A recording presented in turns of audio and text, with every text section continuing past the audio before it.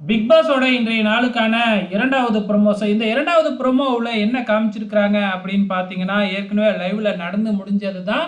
இப்ப நம்ம big pass வந்து ஒரு டீம் மீட்டிங் போட்டிருக்கிறாப்ல. எல்லாரையும் கூப்பிட்டு வச்சு, அப்ப வந்து நம்ம விக்ரம் வந்து கூப்பிடுறாப்ல, "எல்லாரும் வாங்க பிக் பாஸ் கூப்பிட்டுருக்காங்க" அப்படின்னு சொல்லிட்டு, அதுக்கு வந்து பார்த்தீங்கன்னா, மத்தவங்களும் சேர்ந்து கூப்பிடுறப்ப, "ஆ இதுக்கு முன்னாடி பிக் பாஸ் கூப்பிட்டப்ப, நீங்க எல்லாம் வந்துட்டீங்களா?" அப்படிங்கிற மாதிரி வந்து திவ்யா கணேஷ் கேள்வி எழுப்புறாங்க.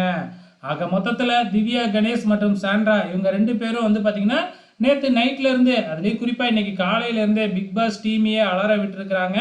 அதாவது அவங்க 2 பேரும் ஹோல் டீமையும் வந்து பாத்தீங்கன்னா அலற விட்டுக்கிட்டு இருக்காங்க. என்ன செய்யறது அப்படின்னே தெரியாம முழிச்சுக்கிட்டு இருக்காங்க.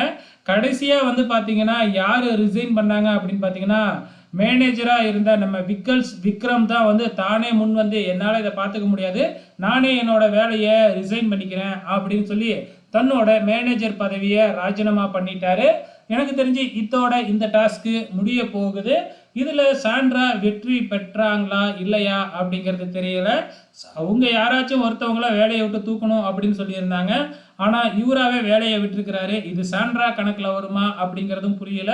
வெயிட் பண்ணி பார்க்கலாம்.